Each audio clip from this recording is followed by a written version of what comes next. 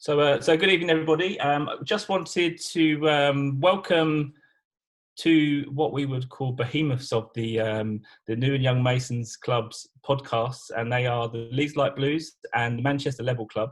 So we have had a few requests, and I know I've seen a few people on Twitter talking about how clubs initiate, start, produce, advertise, and get podcasts out to the masses. So we thought that it would be a good idea to get these two clubs together to ask some questions and hopefully to inform you on the steps that you need to take in order to set up your own podcast. So without further ado, I would like to introduce, first of all, Matthew and Josh from the Leeds Light Blues. Gents, you're welcome to unmute yourself. Hello, thank you for having us. Thanks for having us. No problem. Gents, just a little bit about your podcast, yourselves, and we'll move on to Manchester, and then we've got some questions we can kind of go backwards and forwards on. So my name's Josh, Josh Tuckett-Turnbull from the Leeds Light Blues Club. We run the Leeds Light Blues podcast. We've just wrapped up season 1 of 18 episodes and are currently prepping season 2. And I'm Matthew Wharton. I'm also from the Leeds Light Blues and active on the podcast as well. And as Josh said, we started the podcast back in, I think it was May or March, actually, as a way of kind of keeping brethren engaged and also keeping ourselves kind of communicating, really, and active within Freemasonry. It helps us with our research because we have to be right when we put out a podcast, but it also helps share that information as well. So, yeah, Josh is shaking his head. We are regularly told we're wrong, and we accept that as part and parcel. Gents, regularly listen to your podcast, and it is it's fabulous, both of your podcasts actually. So thank you for joining us this evening, Dean and Darren from the Manchester Level Club. Even gents from the car park of the Trafford Centre. Good evening. Yes, evening, brethren. How are we? How are you? Not bad. We're doing as best we can in this lockdown situation that we've been forced into at the minute, but we're coping. Yeah, we work together and we're actually in Cheshire, so we won't get any fines. Okay. Gents, your podcast, when did it start? I think we started about the same time as Leeds, to be honest. But the idea, we had the idea well before that. I mean, the idea was we was just going to start off with a normal audio podcast. And then, obviously, once we started getting into lockdown, we thought, well, we need to really bring our province closer together because within the province of East Lancashire, nobody really steps outside of their districts. We call them all districts. So we thought we need to shrink that geographical distance and then introduce people from the province to other people so they get to know them. Yeah. So that's how it started. We just did it with Zoom, and it became a pretty big hit, to be honest.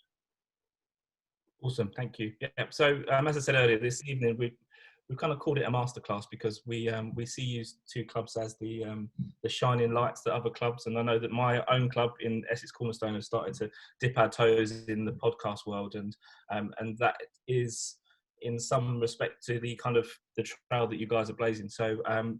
Thank you for coming again. I want to get Matthew and Josh your take on kind of content and where do you start with the content that you talk about, and do you have like a set plan? Is it just a sit down, or do you discuss what that content will be from the beginning?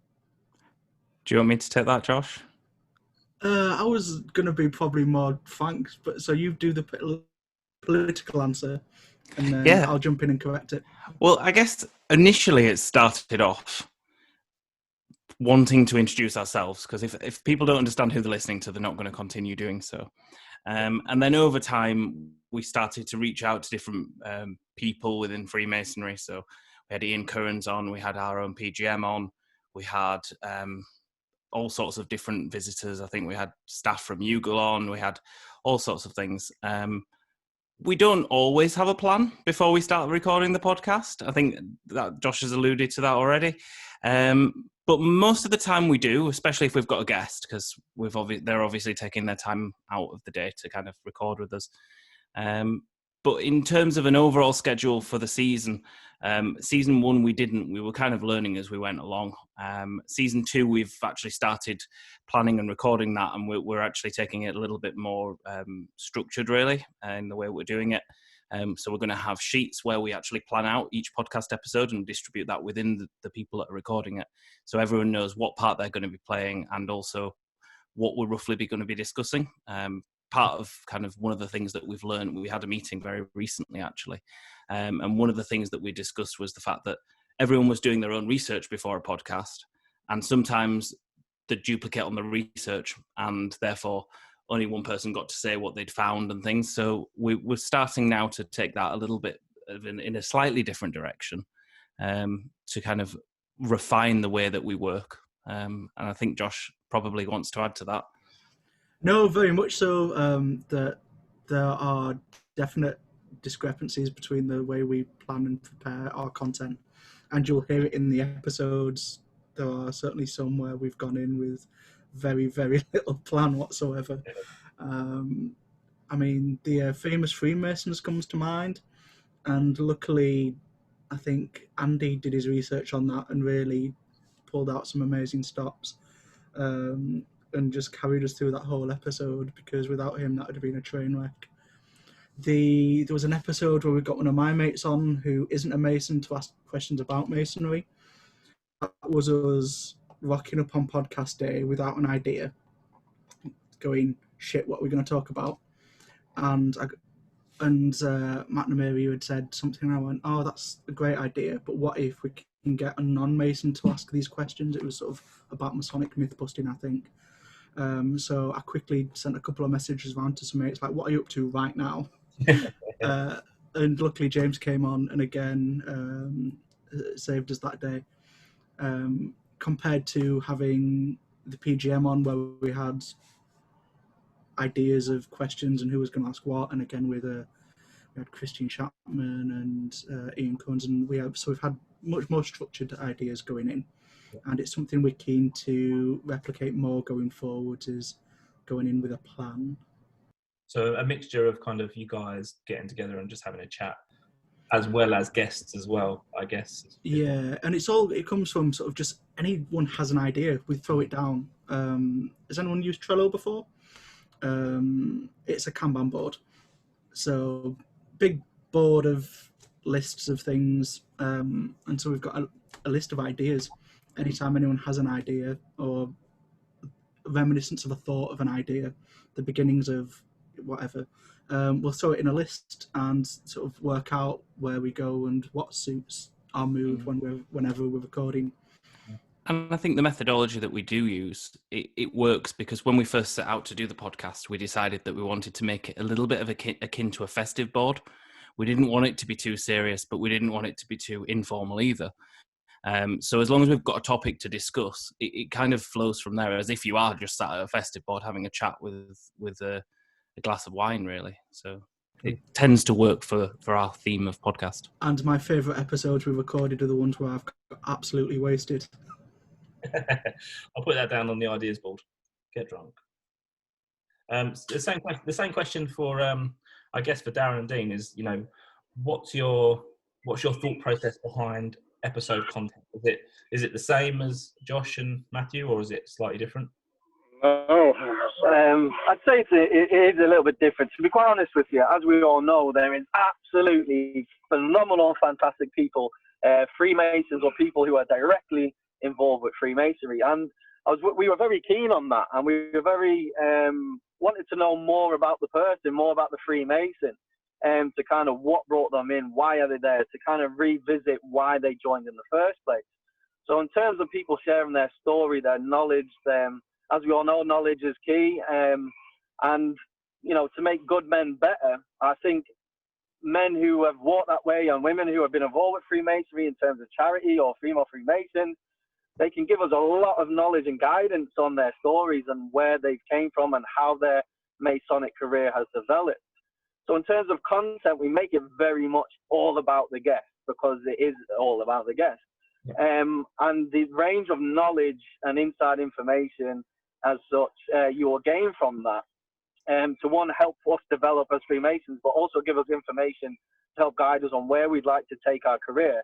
There was no other better option for us than to ask the experts, if you want to put it that way. So in terms of content, we very much concentrated on the guests and the Freemasons to learn and find out more about them, because there is some truly inspiring and interesting characters, and plenty more out there we can all interview on podcasts as well, brethren. So so in terms of content, that's what we're focusing around. There is more content ideas coming out. I won't tell you too much just yet, just so we can keep us a little bit of a surprise. But what would you think on content wise? I think it helps massively that you're already working in a production environment. So yeah, for those who don't know, Wayne, Dean has his own production company. Okay. Yeah. So when you see our podcasts, it's a lot more structured, because Dean's already had a pre-interview chat with his guests. He's learned all about them. We've got pictures from them. We've built up a timeline of that person's life, and that's what we replay within the podcast, basically. So that's where we are. We replay for the guests. It's like a sort of This Is Your Life of Masonic activity, basically. Yeah. And what about kind of cadence of episodes? How often would you record episodes and get those out? Well, it was, to be honest with you, we were going to be every 2 weeks. We are running a lot of charity events at the minute, as you know, Manchester Level Club. So our time, as well as work commitments and stuff. So we wanted to do every 2 weeks. We were following that quite soundly. So we were going to do every 2 weeks. At this moment in time, it's looking probably one a month. We're on episode 190. No, we're on series 1, episode 6. The episode 7 is going to be the best one yet, because we don't know what it is. So in terms of structuring, we do keep mindful of which guests we've had on and kind of what their background is, in terms of not kind of re-discussing similar topics. But so in terms of structure, it's just about which guest is the best to have on next, which isn't going to double up on information. So I guess Matt and Josh, what's your episode frequency like at the moment? So we usually do one episode a week, and we've just finished season 1. So we aim to get an episode out every single Wednesday, and we record it on that Wednesday as well. So as we release an episode, we actually record an episode that same day. Yep. And that leaves a week for editing, which Brother Matthew Numeria is our editor at the moment. We are looking to... So a quick question. So you both mentioned about seasons or series. What for you? I mean, when I think about the Brother Masonic podcast, as an example, them guys and what they're doing is incredible. As an overarching Freemason sort of thing. What defines a season or a series for you? What was that kind of beginning and end, or is it just when you've had enough and you just give a break and then you move on? Season 1 ended in spectacular fashion, because we were supposed to record episode 19, and halfway through recording episode 19, I realised I wasn't recording. So it was the season finale that never happened, and I still get stick about that. Just a bit. And I will for many years to come, and it is well deserved. So we had a plan of sort of roughly 19 episodes plus 20 of sort of outtakes and cutting room floor material. And 20 episodes felt like a good number, sort of roughly in keeping with American TV shows or whatever. So that was our aim, and we're probably going to sort of look to keep to something similar going forward, I think.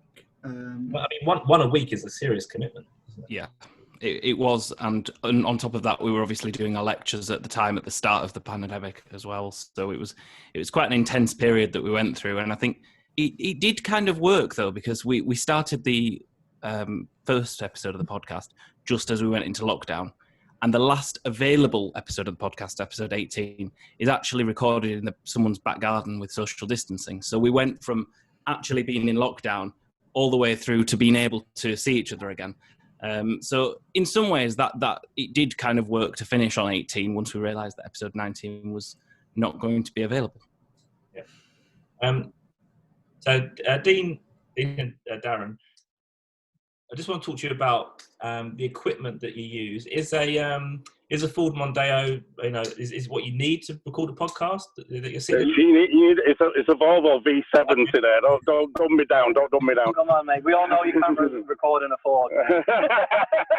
you need an estate car, especially with a big boy like me. You know what I mean? We have all of our high-tech equipment back there as well that we use, As far as gear is concerned, we started doing this on Zoom. Yeah. We just did it on Zoom, and like I say, it's been pretty bloody good because Dean's, I don't want to blow his trumpet because he's such a good interviewer. We don't have to do many edits, so it flows. We've not had any gaffes yet, touch wood. No. No. So it flows through quite nicely. So all we do basically is we take the episode. I mean, it could be anything between 20 minutes and an hour. We just stick some titles at the beginning, some titles on the end, and then that's it. Buff done.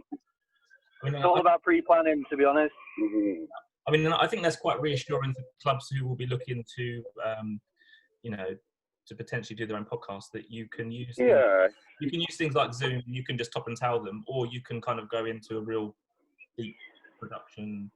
Yeah, well, I call it Zoomcast. We are going to go into, we will do more official podcasts, but just because of lockdown and how everything is, in terms of that advancing into further media coverage, it will just be the Zoomcast for now. I'm going to copyright that word, so please contact me for it. Well, I think it's better. I mean, Zoom's better anyway, because like I say, because I use a system called OVS or vMix. So what I can do is basically, instead of using my camera as an output, I can select images. So if you ever watch one of our podcasts, you'll notice that at the bottom where my camera should be is like the Manchester Masons podcast logo. Mm-hmm. And then that'll interchange with images. As Dean's talking to the guest, there'll be an image prevalent to the topic they're discussing. So I can put the images in. It's so easy to do. Yeah. And like I say, you don't need expensive equipment. No. Just get on Zoom, get speaking to your bosses, get speaking to your PGMs, get it out there. Yeah. Just do it. I second that. I will interject in that we didn't ask permission. Oh really? Yeah. Well, I did this. I don't know if our boss is going to see this our PGM, but he's got an affliction against Zoom, so I don't want to push it too much. But he was our first guest. No. I mean, our APGM was our first guest. I'm talking about Sir David. Oh, yeah. But we had our provincial secretary on who made up for it. But yeah, Martin Ronchi, he is a fantastic gentleman, by the way. Check Martin out. He does phenomenal work in his personal life and an outstanding Freemason career. So check Martin Ross out. Don't worry, mate. We're going to edit that part out anyway. So. Yeah. Matthew, you look like you've got an expensive microphone there. Do you want to talk about the equipment that you've got? Yeah, so just before we do, it's worth mentioning that we actually also use Zoom for our recordings.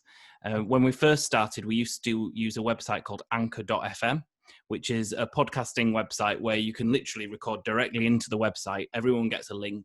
Yep. And everyone logs in and you just record that way. I believe that we actually publish using Anchor FM because it distributes it across all services anyway. But we since moved to Zoom.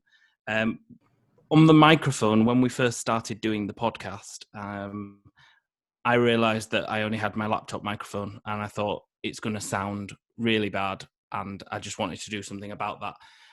So I went and bought one of the blue microphones, which is the USB typical first-time microphone buyer thing. Yeah.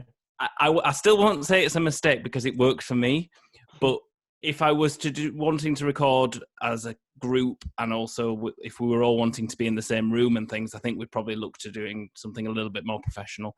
But You it look like works a for pro, me. though. You look like a pro doing it, so don't ever explain yourself, Matthew. I will point It is out also blue. I decided to buy the blue one just for the laughs. episode we recorded in Sol's Garden. I did with my blue mic, and that worked reasonably well, aside for the wind and stuff like that. Got a blue jacket. A blue windbreaker. I think Yeah. for us, when we were first setting up, I mean, it was new to us. So for me, a USB microphone, one that I can just plug in and play, it was good for me. I knew the sound quality was going to be okay. But like you say, if you were to go to a professional level and you were wanting to create kind of a studio sound, then obviously you'd go for more professional microphones. But it works. And I believe just after I bought mine, because the sound quality went up so well, Josh decided to buy the exact same microphone as well. Yeah, done. It was very much keeping up with the Joneses. If you say they're pretty beginner sort of tech, how much are they costing? I think mine was 100 and something. Right. 100 and I think it was about 100 and something. I can't fully remember. Josh, how much was yours? Let me consult Amazon. I wanted something that sounded quite good. It's probably the higher range for a USB microphone, if that makes sense. But it's plug in and play. So you literally, once you've got your Zoom up and running like the Manchester guys have, you just get a microphone that you can plug in and off you go. Yeah, I mean, the sound quality is really clear on here. I mean, I was a guest on one of your podcasts with Jack Saunders. I used Apple ones that went, the ones that plug into the jack, and the output was, listening back was terrible. I mean, I don't know if you thought the same, but maybe it was just a combination of me listening to my own voice back, which I hate anyway. Everybody does. But I just thought, that's, if I ever do a podcast again, I'll never use ones that you plug straight into your laptop, because it kind of flaps around on your clothes and stuff. I think also you want to make it smooth for the listeners to actually listen to. You want it to be a really easy to listen thing rather than trying to work out what people are saying. So, yeah. I mean, I've got headphones. I've got mics for days. I've got a headset. I've got the webcam mic. I've got the phone, interviewing mics. I'm just surrounded by useless tech. You mentioned Anchor FM that you used, and I'll come on to Manchester Guys in a moment to distribute your podcast. Do you not use that anymore? Have you found a different way to do it? Is it just a Zoom top and towel that you get your... We still use it for distribution, but we actually, like I say, we record in Zoom and then we actually download it. Matt does a little bit of process editing now, and he's got an editing software. I couldn't actually recall what that is, but he basically just makes sure that we cut out any unusual gaps in conversation or sections that we weren't actually sure what we were saying, or someone said something completely wrong, and then he'll then upload it into Anchor FM as if we'd have recorded it there, and then just click off we go. Do you use Spotify to get yours? It does go on to Spotify through Anchor FM, so it goes to Spotify, Apple Podcasts, Google Podcasts, all the usual ones as well. Cool. And Darren, Dean, do you use the same sort of things, distribute yours, or is it a different? No, ours is a very scaled down approach. So we do pretty much the same as Leeds. We download the video, like I'd say, a little bit of process editing on there, put some fancy titles on it to make it look like it's been done professionally, and then we just purely upload it to YouTube. Yeah. So we have our own Manchester Masons channel on YouTube. We push it out up to YouTube, then we share it to the Manchester Masons website, and from there we promulgate it out to various other Facebook and whatever channels from there. So it's basically driving all traffic to the website, so we can get the analytics off it. So you're advertising once it's loaded to YouTube. You just send out tweets and Facebook posts and yeah.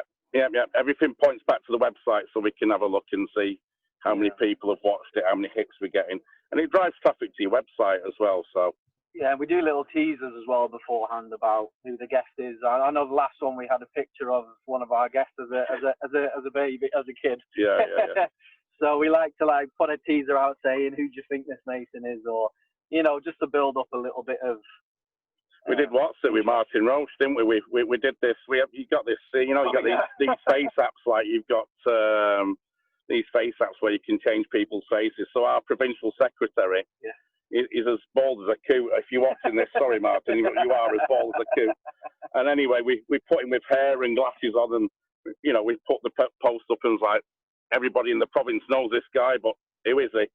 Put the disguise on him, and Martin again, he's absolute quality. So he's a very good sport. Was more than happy for us to put that out there, obviously, and a lot of people got it straight away. Yeah, they could tell bizarrely. But yeah, there you go. So we like to just kind of dress up, have a little bit of fun with it. And yeah, get people trying to get engaged as much as possible. Can I ask the Manchester guys? One of the things you mentioned is that you get all your analytics through the website. So what's the breakdown of your listeners been like? Sort of, are they all Manchester based? Are they sort of more further afield? A lot of them, I'd say a good 60% of them are Manchester based. It depends which video. From what we can tell, yeah, it depends. We get a lot through Facebook though. Yeah. Because the YouTube channel itself, the views, and then it doesn't upload all the views as well, But yeah, when it goes through Facebook, we get a lot back. I mean, you can tell the average amount of views on a post when we post a podcast is usually about 8,000-9,000 people who viewed the post. Now, how many that transcribes to down as people watching the video? You're probably talking about 10% of that, so about 800 people who watched that particular episode. I reckon it's 90, but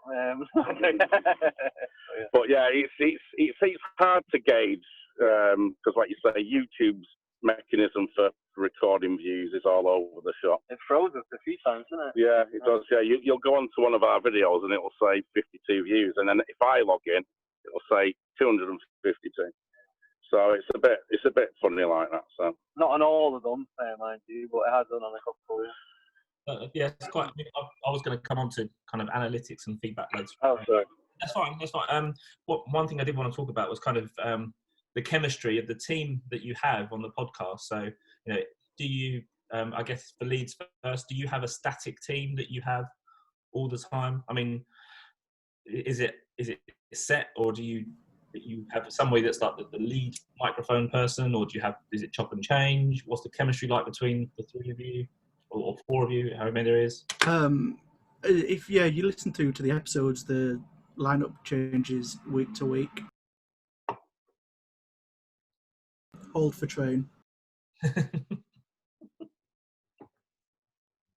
So yeah, if you listen to the podcast, the lineup changes week to week. There's sort of Matt, I think, is in all of them. I'm in most of them. I think Matthew would probably be in third most, and there's others that are in and out. So we try to keep it fresh. You don't want the same voices getting stale. But yeah, we really like each other. Everyone that's been involved is in the Leeds Light Blues committee to date. That may change going forwards. But everyone has been part of the Leeds Light Blues committee, and we have great rapport at the best of times, so it sort of flows quite naturally for us. The only thing Matt, the editor, really has to worry about is us going too far and saying horrendously un-PC things. Primarily me, I'm going to own that one. I mean, so do you have any kind of gates, like quality gates, that an episode has to go through before it's published? Do you have somebody in the club committee that has to sign it off before you kind of chuck the whole of the province under the bus on saying something you shouldn't do?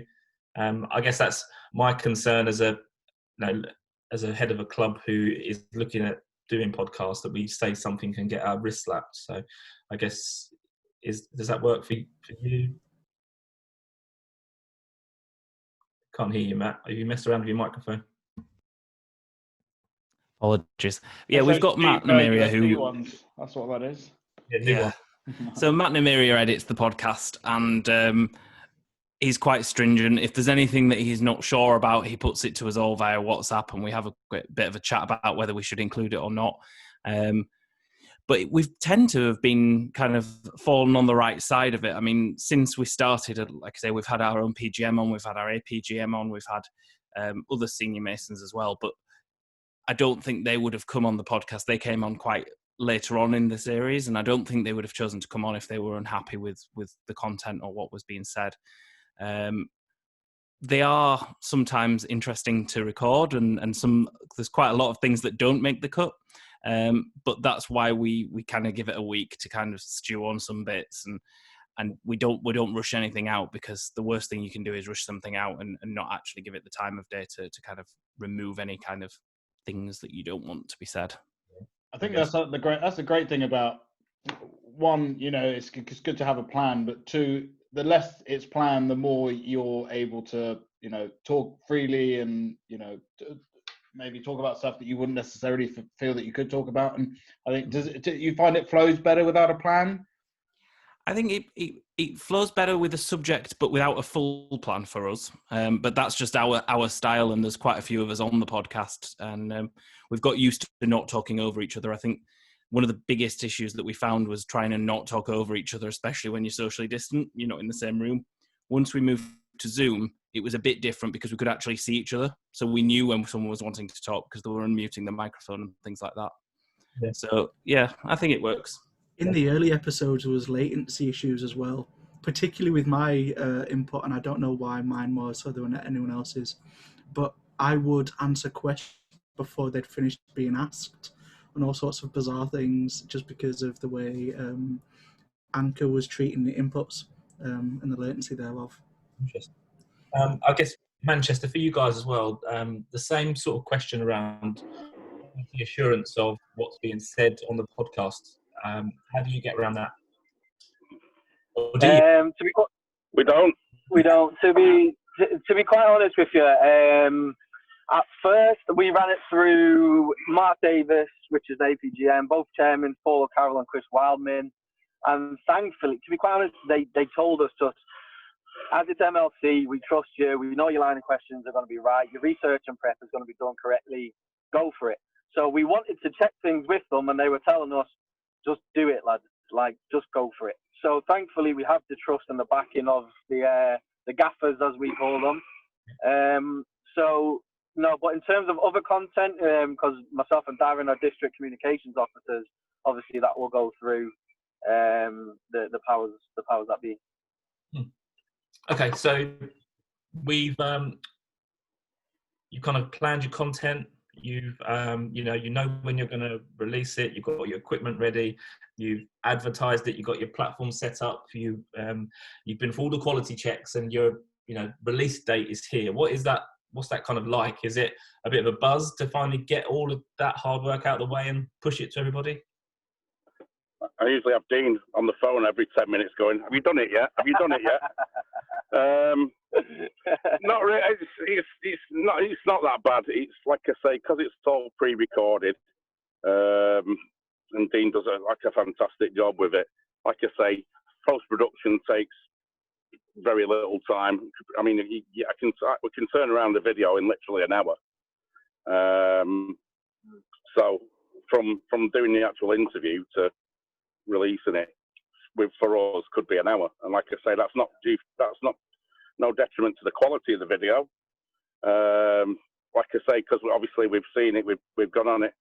As far as the production quality, obviously Dean's the only one who's talking to the guest. If you notice on our podcast, I always stay silent at the bottom. He always drags me on at the end. I try. Just to say a few words, but it started out like that quite by accident, because when we first did the first one, I did it from home with lockdown, and my kids are so noisy and fighting in the background. So what I did was I muted myself, and I just put the logo up instead, because like I said, there was kids jumping up on the bed behind me, etc., etc. But it just worked out so well. So like I say, Dean interviews the guests. It's like watching Parkinson or something like that. It's just like watching somebody, professional interview them. They go through, they say the piece, and that's it. There's nothing much for us to do. As long as you've done that prep, I think. No, sorry to cut you off. Go on. I think as long as, because like I say, because Dean does a lot of that prep work, it writes itself. Yeah, to come back to that as well, just like the other podcasts, prior preparation is king. So it's all about that research phase. Believe it or not, there is a lot of prep that goes into that in terms of structuring of questions, just so it flows into each other, so you're not kind of going skipping forward, skipping back. So everything in terms of questioning where it's placed and why it's placed, that is specifically and calculated to be that way, just so you get the right flow in terms of starting point, what point. So when you talk about Freemason career, when you talk about personal life, etc. And it also helps the guest in terms of, you know, some are more confident than others, so it helps to loosen up to talk a little bit more about them as well. So there is a structure behind that. Yeah. I know we sort of touched on analytics, and I'd like to ask the guys from Leeds, your, you know, what does Anchor FM give you or when you use it, did that give you the analytics that you needed when you had a look in there to see who was listening? Yeah, bizarrely detailed analytics of right down to sort of what people are listening from and age categories and stuff like that. I guess a lot of that is for, you know, if they're a professional podcast with advertising on them, they want to know where they can place adverts and. Yeah, it's exactly that, but it's that level of detail we get back of age categories, location, number of listeners. So we get sort of really quite detailed analytics back, and it was really interesting to see from our point of view how many international listeners we had. That I think, did we have more international listeners than national listeners? Certainly on some episodes. I mean, we did one collaboration episode with the Freemasons podcast, the guys in the United States, and obviously they shared that at their end because they were on it. So we ended up with a lot of American listeners from that, and some of them have continued with us.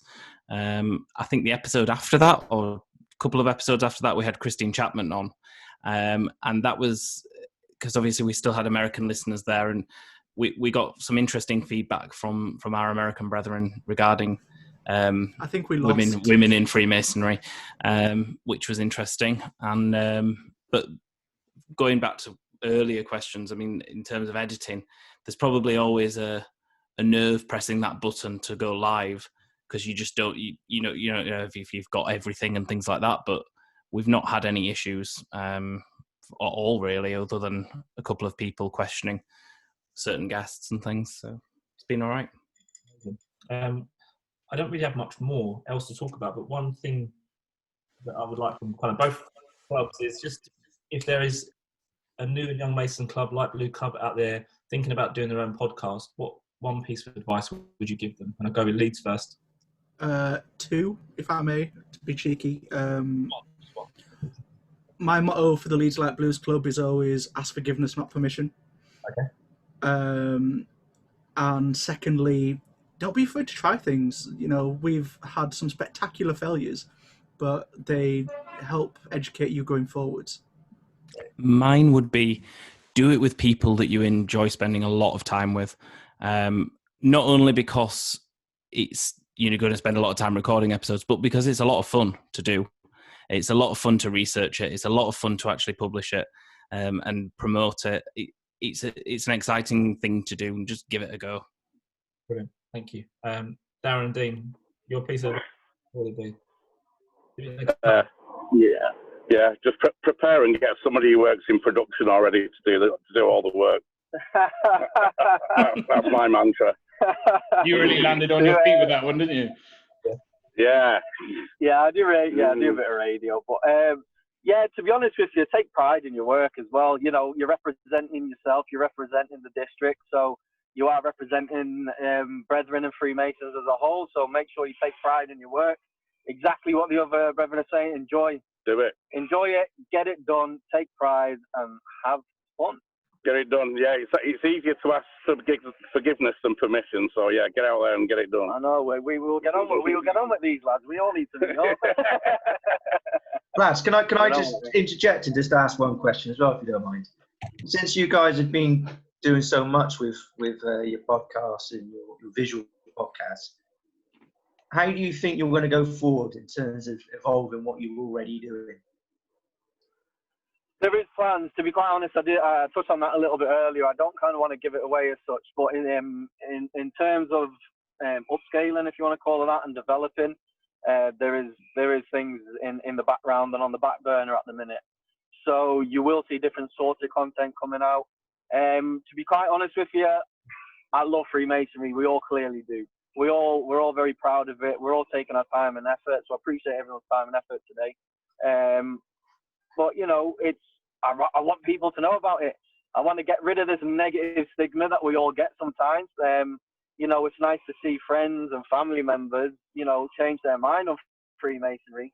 Instead of listening to non-Masons talk about Freemasons, it's nice to actually hear Freemasons talk about Freemasons. So in terms of actually changing that media and making the already positive information that's surrounding Freemasonry, to bring that to a wider audience. Because in terms of the work we do all across the UK and all across the globe, it's phenomenal. So we just want to share that information with people, which will also hopefully help with getting more good men into our brilliant society. Yeah. Brilliant. Thank you, gents. Jen, thank you for your time this evening. Really appreciate it. Some really insightful things, actually, some things that I'd never thought about, and hopefully the people that see this video will take some good things away from this, because I know I certainly have. Thank you everyone for tuning in and listening. Thanks again to the guests. Please do search for the Leeds Like Blues podcast and Manchester Level Clubs podcast. Like and subscribe and follow wherever you can. You won't be disappointed, because they are fantastic things to listen to. So thank you all, gents. If you've got a drink, cheers. If you haven't, the Manchester Level Club, they're staying there because their battery's dead Launcher. in the Volvo now, so they're going to have to stay there all night. Wait for the RAC. I've got a milkshake. It's all right. I've had to turn the big light on. It's getting dark out here now. So. Yeah, you don't want to be around here out in the dark, so we got to go. When you've been hanging around here, you've got to turn big light on. That's it. I don't get much northern. Oh, well, apart from Leeds, obviously. Yeah. Hey up. Hey up. Hey up, we talker. Now then. No, but Reverend, thank you very much. Honestly, it's been a pleasure. Really appreciate it. It's been really good. Take care. And I am still with the Jock Dockety Turnbull. I'll make sure I edit this. I'll make sure I edit this with the subtitles in, Barry, so when we put it for the folks down south. Oh, flip it, heck, here we go. Here we go. All right. thanks, gents. Ciao for Thanks now. very much. Thanks, everyone. See you guys. See you later. Bye.